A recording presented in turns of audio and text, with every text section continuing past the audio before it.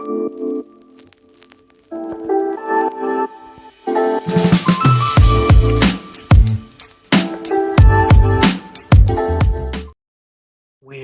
back. Brothers-in-Laws presents Let's Drop Jewels, Season 2. Let's go.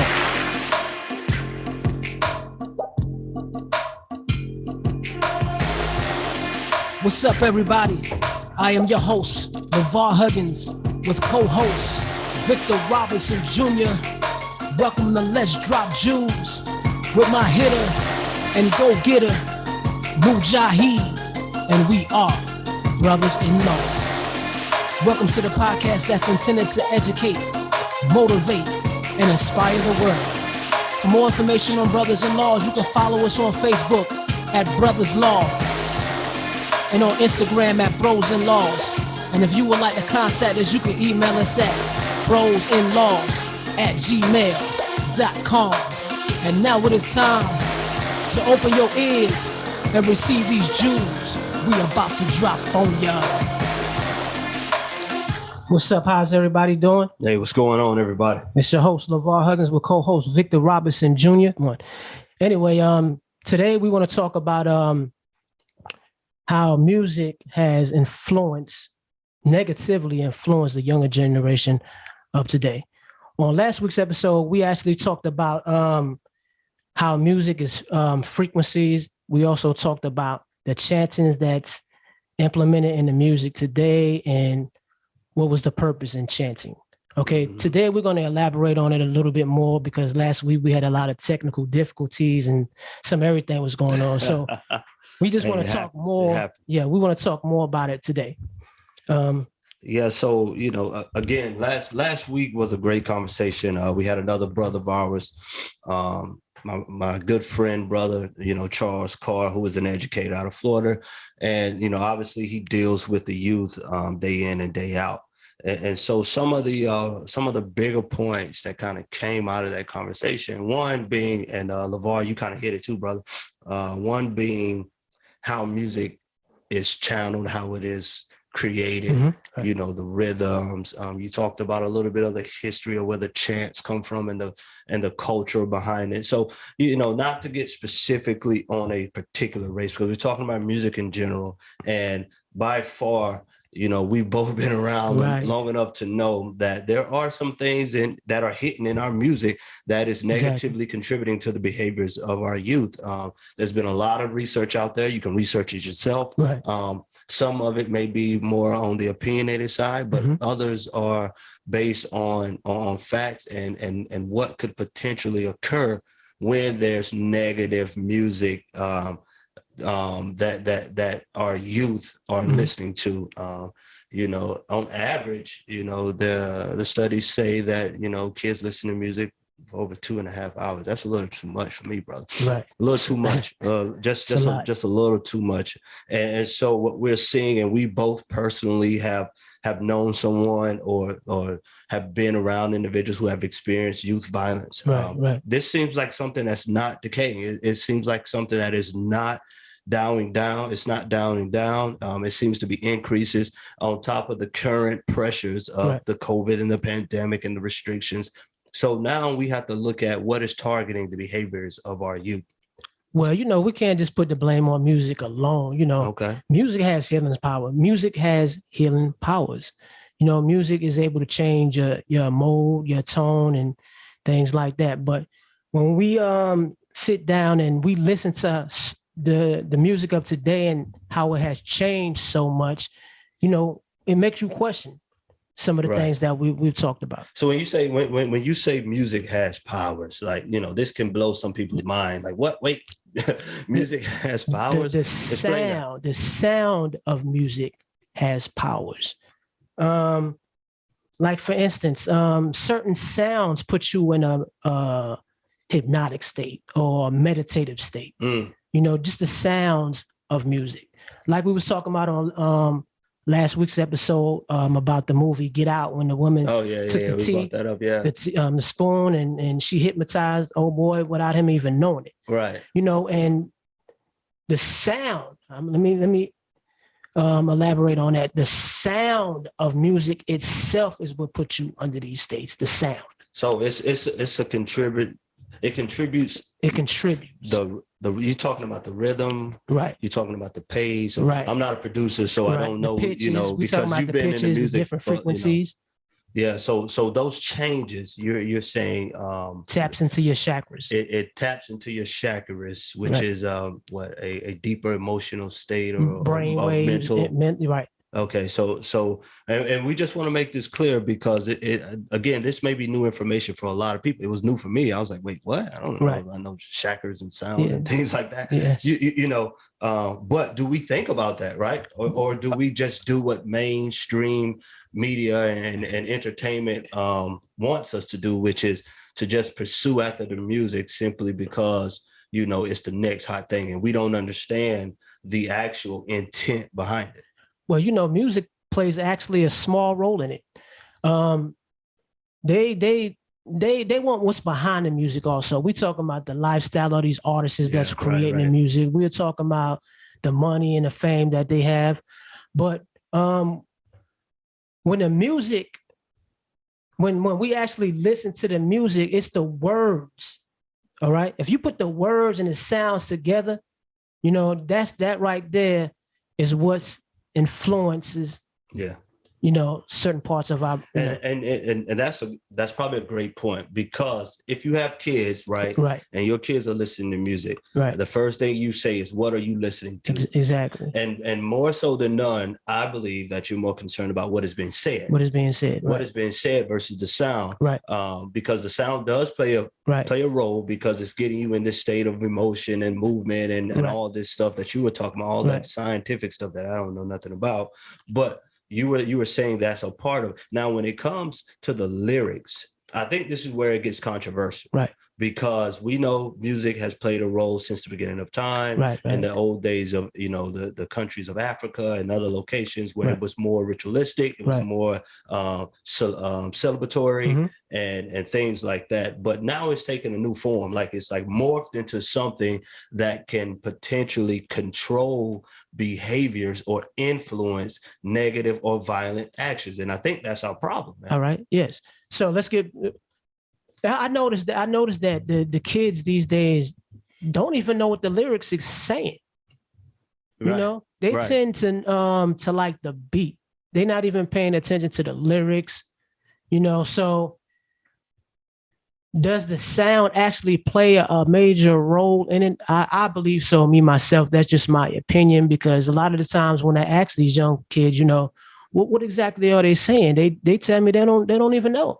It's the beat that they like. I think it's twofold, and I guess it also depends on the age or the maturity of the individual as well, where it's more, okay, I don't understand the words, but I know this music is good. But then also when I look at, my 5-year-old and my 7-year-old and my 9-year-old and how they are able to remember or regurgitate words, because, and I think it's based on they spend a lot of their time in school learning, sitting, listening, reps, repeating, and they do a lot of the education through what?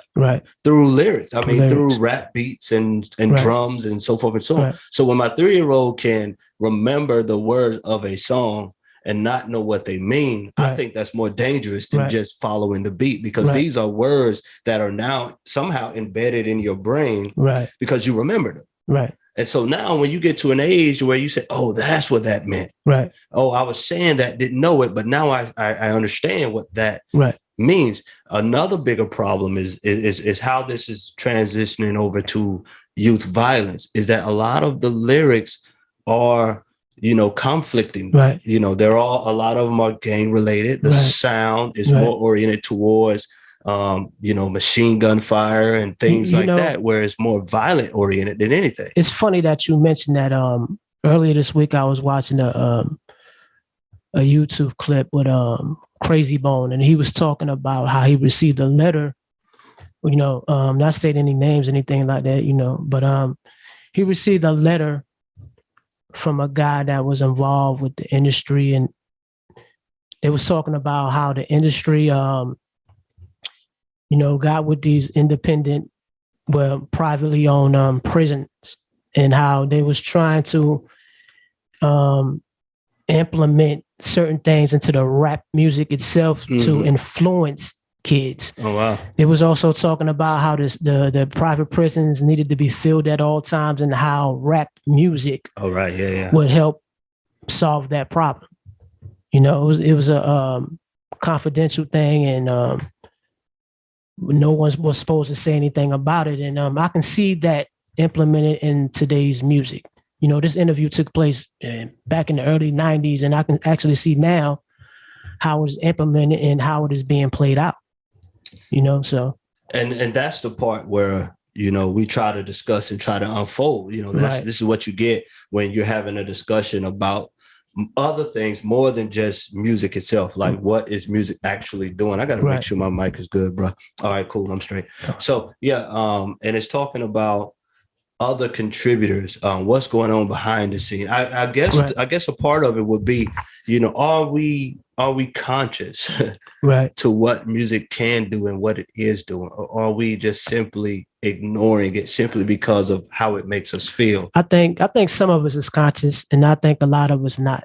Even the younger generation and the parents, music, like I said earlier, music is a good thing, but I believe, with today's situations, that it's actually not helping the problem. I think parents need to stay behind their kids, following up behind what they're watching, following up what they're listening to, things of that nature. Yeah. And if somebody's saying, well, that may be too much for me to follow up with my kids, well, it's important. The greatest responsibility, right. If you're going to have kids, then you're taking on the responsibility of shaping and molding them into being productive citizens. And we can't give up that responsibility early simply because there's overwhelming access to information, to other personal, professional or, celebrity influences, not to take anything away from those individuals who may have some success, but that should not be the image. If there's a derogatory, there's a negative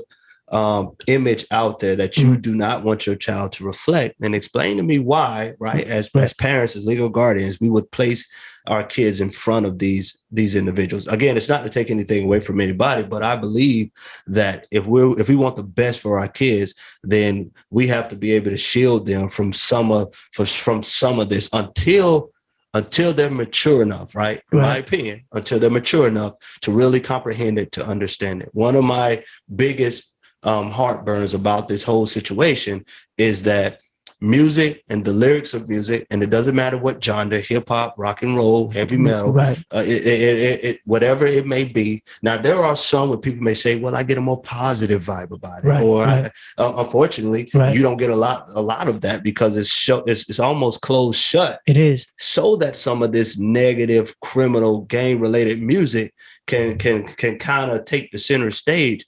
But if I'm doing that, I don't want my kids to be prematurely introduced to adult content. And I think that's the biggest problem, is where we're allowing the lyrics and the music to impede the thoughts and the minds of developing youth. I think myself that a lot of parents are actually unaware of the music having that type of impact because it doesn't affect them. They don't think that it affects their kids.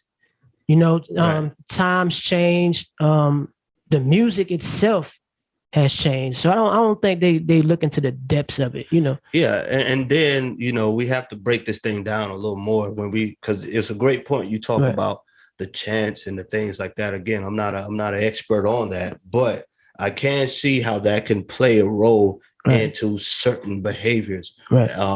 I think a lot of times the lyrics, the images and the videos of the music present a more sexuality than almost anything. And then I can't understand it, how one could argue, well, it's just music, it's just entertainment, but yet you allow your kids to see things and to listen to things that you don't even say or do.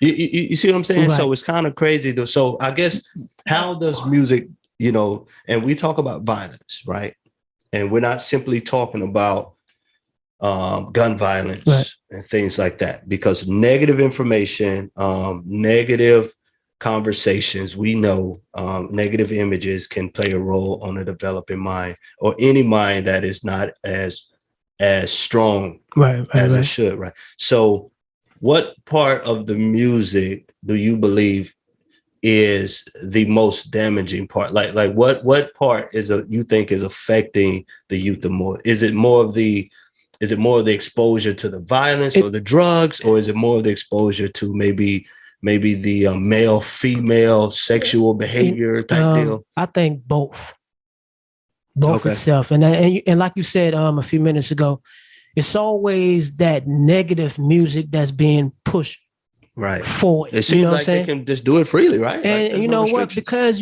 there's science behind it. Right. They understand the science of sound and music, and that's one way that to implement it into the music. It's an agenda. If you ask me, it's some type of agenda that a lot of us is unaware of. Right. And we may not get a straight answer right. on that. Obviously, the people are not just going to come out and say, "Yep, we're straight up targeting your kids and trying to make sure that they're brainwashed before they're 18 in hopes that they end up in prison." There's a lot of money involved in this too. Right. And a lot of people, entertainers know and understand that it is a huge market. Unfortunately, we can't play chess with human beings. Like this is like. That's chess is a board game. That's for fun. Yes. Right. But when we're playing those games with the human minds and the human beings and the people, this is where, in my opinion, where it becomes, and I look at my faith is where it becomes more wicked. Right. It becomes more wicked, and we're really trying to damage or to kill and to destroy a being well before they're even close to being destroyed. So if you get them early, the effects of what will come later on as they are groomed and as they grow, it's going to yield those. It's going to yield those results. So, again, most of those song lyrics, man, they're a lot, they discuss danger, a lot of sexual activity, things that really a concerned parent would be like, wait a minute, I don't want to expose my child to that. But this is, in my opinion, again, this is where we get a lot of youth pregnancy. But guess what? Let me cut you off for 1 minute. Yeah, go ahead, brother. Believe it or not, a lot of these artists don't even live the type of life they're portraying. That's true. And a lot of them don't want their kids listening to that type of music or listening to that lifestyle. Hey, y'all can guarantee that. But, being that we know, like I said earlier, kids are spending half of their time watching the lives of others. Right. And you got to think about what's happening when the child's time is preoccupied with anything. Right. When a youth, child, or anybody is preoccupied for long periods of time in certain areas, under certain influences, within certain information, you got to understand whatever that is preoccupying that time. That child then has the potential of becoming that, or that information or that environment has potential of yielding exactly what it is, what's contributing to it. And me and my wife was having a discussion, and we was talking about how there are other factors, i.e. your direct environment, where we talk about, and I don't want to just associate it to young Blacks, because the young whites, Caucasians, it's happening throughout our youth. We see not only gun violence between young Blacks and African Americans, but then we also see a lot of school violence and mass shootings, from our young Caucasian kids as well. And notice a lot of the violence is male. Yes. It's male. And so I don't want to get into the statistics of things, but there is this statistic out there that males are underdeveloped in females. Females mature more than males, so forth and so on. So I hear that, and I think, well, maybe there's some vulnerability there, right? Like maybe our young men are more acceptable to this type of stuff simply because they was raised by a single parent, or hang around guys that have been in and out of prison, or negative influences, And all of that seems to be more of a comfort zone. When I look at the image of hip hop and rap, and I'm not going to say too much R&B, but R&B is now. Oh, it's in the R&B. Yeah, you was talking about it. You was talking about it early. Yeah. And then I'm gonna shift gears after this, because it's going to be very interesting, because when they can relate to those images, I think it's more, they're easier, more prone to be influenced by it. Right. And I don't think that is hard information to research. I think we could see that throughout. A lot of our local and federal policies are based on single family homes. Yes, that's a given. Right. So if it's based on single family homes, then we can tell that there's an absence somewhere, either it be mother or father. Right. But predominantly when it's father, we see that there is a great danger in our males becoming more violent because of some of the things that we can relate to when we look at, you know, hip hop images and things like that. So, so who do I want to become? You remember the old commercial, I want to be like Mike. Exactly. They was making that representation that, hey, Michael Jordan is the image. Right. But when that faded away and it seemed to not be so much as popular, or not even that, is that hip hop's was another direction for the African American community or the low poverty communities to kind of males to gravitate toward. So I think a lot of it is wrapped around that. But I also wanted to pivot to, you know, not only it making its way in R&B, it's also making its way into all the music. It's making its way in the gospel. It's in the cartoons, in the gospel. And, you know, that's why I wanted to pivot to, because our faith, when it's sometimes structured well with scripture, it's hard for some of this stuff to penetrate into our homes where our kids actually should get the most and the best influence. And somehow, you know, because it's seeped its way into some of the areas of our lives, the extracurricular activities that we do, like church, football games, basketball games. It's almost everywhere we go, we hear these beats and these sounds and these musics and things like that.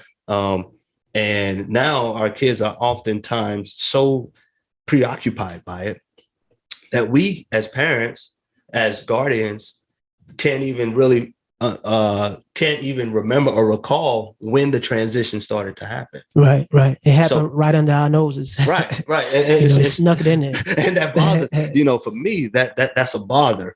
Simply because, you know, I do take ownership and as being a father, same as you. And I hope that every other listener out here does the same thing. Yes. But you know, ask yourself, did I notice this? When did this happen? Right. And if you did not notice it, then that gives you an indicator on how subtle it can be. And you know, that's why we need to stay updated on things like this. I mean, we need to start reading a little bit more. Stay away from TV. If you're going to watch certain things, watch something that's going to educate you on what's going on today. Touching on the gospel music, which you were talking about earlier, I've noticed that's probably one of the number one things that I noticed changed. Not only did it start sounding more like R&B, the sound of gospel changed. The music, we talking about the music frequencies, it changed, you know, and you can. That's one thing that was obvious. I mean, you can actually see this and hear it. You can see it. And I mean, if that's not, you know, again, we don't have to do a lot of research. You know, most of us been to church. We know rap music. We've been in the world. I'm gonna name one of them in particular. That was Kirk Franklin. Yeah, that you sound, know, that sound, and you know, it sounded more like R&B. You know, that's an R&B sound for a lot of people. And, you know? And again, we know, okay, we want to get into, well, you know, the African American church was built on R&B and things like that, and then we understand that. But do that take you away from the gospel music into the R&B, or how does that work? You know what I'm saying? Because he felt that it was important to make it start sounding more like R&B. So you know, and the Bible speaks clearly on what comes out of the heart, you know, of man. And when we hear, and this is what makes it so dangerous, is that when we hear the music or the lyrics of entertainers that are violent and aggressive, that's in their heart. Now, you talked about some of it being entertainment, but I'm always like this. You can't make some of this stuff up. You know, if you look in the city of Chicago and the depths of Chicago, overwhelming rates of young African Americans and blacks in low poverty areas, when you look at this stuff, you have to ask yourself, okay, what is really contributing to it? Because they're actually executing killings to justify or to be as accurate as they can with their music. Exactly. And to me, that's almost premeditated. It is. And some people say, well, man, this is what we have to do. This is our lifestyle. Right. And I get it. But when lives are being taken senselessly, right, for no reason at all, I think we have a problem here. Understand something, listeners. We all have choices. You know, we can either go this way or we can go that route. You know what I'm saying? So as we were talking about music, understand we're not saying that music is negative, but I think that is used to put out a negative message. And that's what, the younger generation fail to realize. This is their life. They're used to this. You know what I'm saying? They're used to this. But parents, be careful. Get into your kids' lives. Make sure that they're good. Yeah, and oftentimes we forget, and sometimes we don't even think about it. And this may be one of those deeper points. I don't even like to use that word. Right. But when we have kids, yeah. and then my wife, she'll probably argue with me about it, and it's fair. Yeah. But because she is psychology and social work. But when we have these responsibilities, we also have to understand that without education, we may not always know some of the underlying mental health issues that our youth are going through. Depression, anxiety, separation disorder, all these issues that a youth child could be going through that may not get addressed. But now think about when there's a contributor of more adverse and negative information, drugs, substance abuse, early sex, things like that, violence, and all this aggression. When all of those things are being taken in by a mind that is underdeveloped or have a disorder, then think about the impact that could have. Because even for myself, I grew up, my dad didn't have us listen to a lot of music. He was a preacher, but we found ways to listen to it. At the same time, I don't recall being so influenced. Now, there may have been moments, but I don't recall music being that one thing that made me go out and get in trouble. You see what I'm saying? Right. So I think because of the strong atmosphere that I was in, it didn't have so much of a overbearing or overpowerful bearing on me. Well, see, that's the thing too. See, they're not targeting people such as this. They're targeting the ones that's living in poverty. They're targeting the people that's living in Section 8. They're targeting the poor neighborhoods. Right. That's.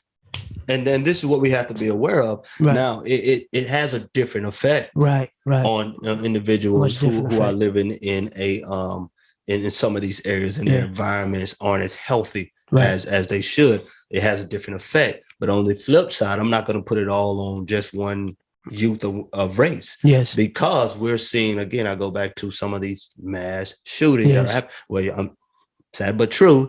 You don't see a lot of African American kids doing that. No. You see them more aggression with themselves and trying to hold on to their little property and their little section and their shoes and things like that. But on the flip side, in other communities where the lyrics of hip hop and rock and roll and heavy metal, I think is more contributing in a more, suicide rate. Yes. Right. Yes. Like kids are. The numbers are going up. That lets you know it's not a black thing. It's not. It's not, and that's why thing, we try not to put a color on it, but we also understand both sides of the spectrum here. And I always think like, man, what's going on in the youth of our young white males who are disturbed and troubled, and who have some of these undiagnosed issues, and they're not being discussed, or they're not getting help from them, and then at some point they trigger. You know what I'm saying? Yes. And so we're seeing it from both sides. But yes, suicide. Yes. Suicide is a big one. Suicide is a real big one. The music that can increase the risk of teens, executing suicide. So it is the lyrics already come dangerously. They already come out dangerously. The sound, like you said, not having the ability to control your emotions. Again, we're talking about young kids who emotions are still Yeah. underdeveloped. Yeah. You know, and so when that music, that sound, those lyrics It's- infiltrate, right. It's the and light that matched the flame, you know? right, that's it. That's what it is. You know, so with that being said, music by all means is a good thing. I just, I make the suggestion, to the ones that's listening to the podcast, start listening to, music that's gonna set the mood, your good mood. You know, music that taps into your chakras, meditation, I tried meditation a few times, and I actually like it. There's certain sounds, certain herbs that put you into that meditative state of mind. I actually like it. And like I said earlier, it's healing powers to the sounds of music. The Bible speaks Yes, about psalms. It yes, speaks about hymns. mm-hmm. And it also speaks about it being in the spirit of things, Right. being in the spirit. That's the nature of man, is to be in the spirit, right? In the spirit of God, saying music from your heart. Right. This is, again, when we take the lenses off, Right. and we look at what is being said, we have to ask ourselves, is this in the heart Mm-hmm. of people? And if it's in the heart of people, and with everything that we just discussed, right, then we have a greater problem. Yes. Is there some benefit to music? I think there's an opportunity where music can be a coping mechanism. Yeah. People can can find they want to call it woosah, whatever the case may be, right. with mellow music. Mandra. Mandra. Right. Yes. There you go, the science behind it, right? Right. But at the same time, when it gets to the point to where our youth, our next generation, the other ones to follow us, are dropping at a high rate simply because of negative influence. And we, as the adults, one of the things that I noticed, man, I was watching a movie, and the caption was adult content, right? Adult language. And it had some smoking or something on it too. And I was like, wait, what? Yeah. But then the movie was about some teenagers. Right. Wait a minute now. Wait a minute now. Right. Again, this is kind of full circle, how we sometimes accept things that we really should be paying attention to, and we refuse to look at them simply because it seems to be accepted by many. But you've got adult content, adult language in the caption, and then the movie was about teenagers.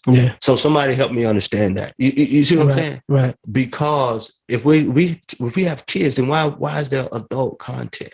Why are our kids being allowed in movies? You see it all the time, to curse, to smoke, to carry guns, to have drugs and money and things like that, to go after that pursuit of success, to replicate that image, or imitate that